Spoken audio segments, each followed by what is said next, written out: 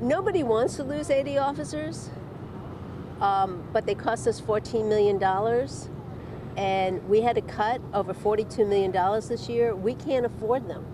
I'm not saying that we can't afford to keep Oakland safe. I'm saying that the chief is going to put people on patrol, and that some of the desk jobs and the PSOs are going to come out onto the street.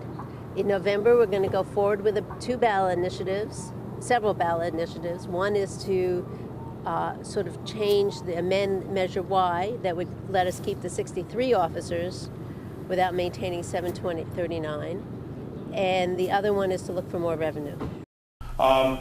This is a very dark day for the history of the Oakland Police Department. Losing 4 officers last year was a shock to us all, and we haven't really recovered from that yet. And now we're losing another 80 officers this year, not by the hand of a gun, but by the hand of a pen, and by the hand of numbers. Like I've said before, numbers are not just a list of it's just a list of numbers. It's a list of community priorities. And here in Oakland, we need our officers. Being an officer here for going on 20 years, I realize how important we all are out there for each other, how much we mean to each other, and how important it is for us to be at full strength so that we can take on some of the problems that we have in this town. This is a great town. This is a good city. There's so many good things that are happening here. But in order to do that, in order to continue with this city the way it is, we need to have a strong police force. How are we going to entertain retail to come back, to bring the city back to where we need to be? That's the question I have.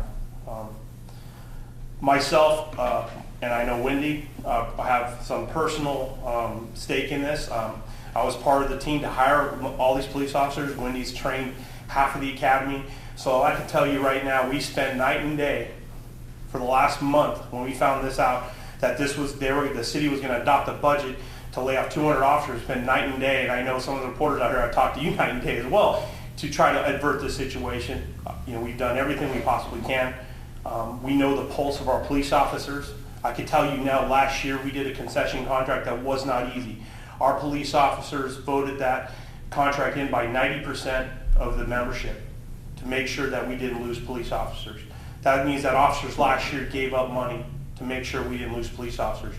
This year again, we were willing to do the same. However, it looked like we were going to go through this again next year and the year after.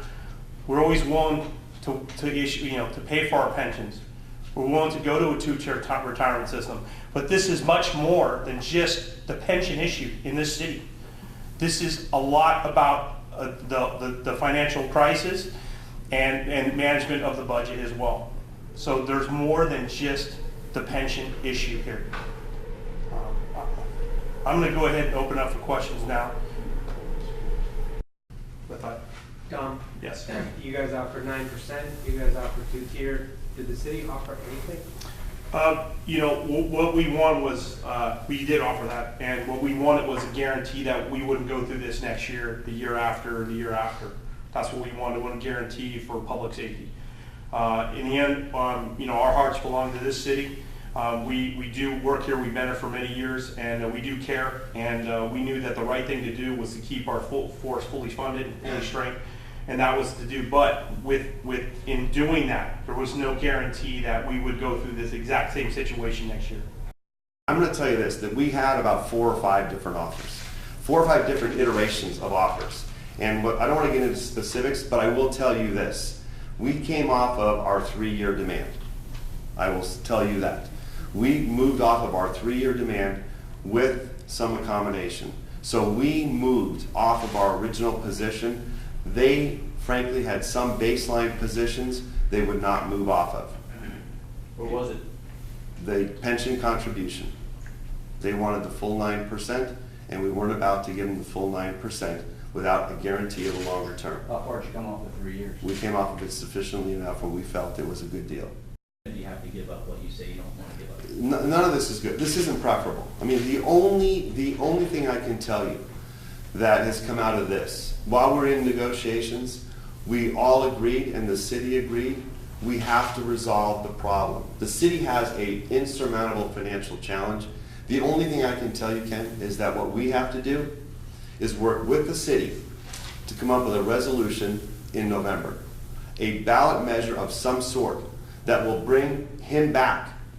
Our job now, our fight, is to bring him back and to save 122 other officers from being laid off. If we, now I'm going to say we as in the OPOA and the city, fail to convince the citizens of Oakland that they need to raise revenue for this department in this city, they will lose another 120 officers. We'll be standing here potentially saying goodbye to another 120, which is unfathomable. I just can't imagine how this department's going to run. So this is all bad. And I can tell you that we did everything